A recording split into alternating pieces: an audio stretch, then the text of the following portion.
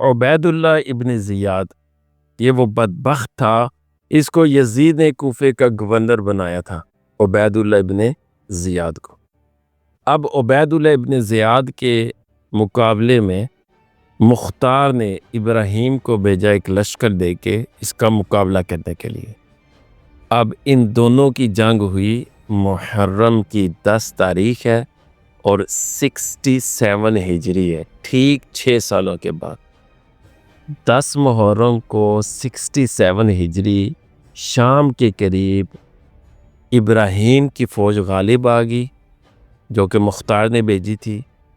اور عبید اللہ ابن زیاد کی فوج جو ہے وہ ہار گئی جنگ، اور عبید اللہ ابن زیاد کو نہر فرات کے کنارے 10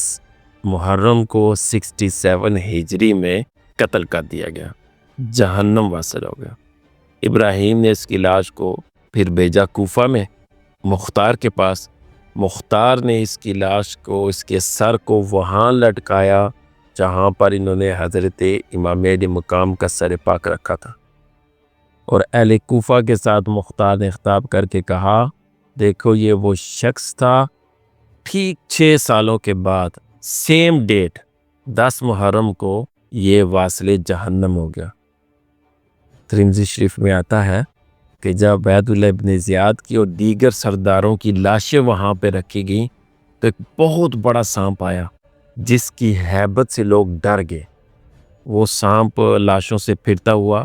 عبید اللہ ابن زیاد کے ناک سے اس کے منہ کے اندر جاتا، 3 دفعہ وہ بڑا سانپ اس کے جسم کے اندر داخل ہوتا، اور یہ ایک ہیبت ناک منظر تھا جس سے دیکھ کے لوگ ڈر گئے۔ یہ انجام تھا ان لوگوں کا جنہوں نے نواسہ رسول علیہ السلام پہ ظلم کیا۔ اللہ تعالی ہمیں ہمیشہ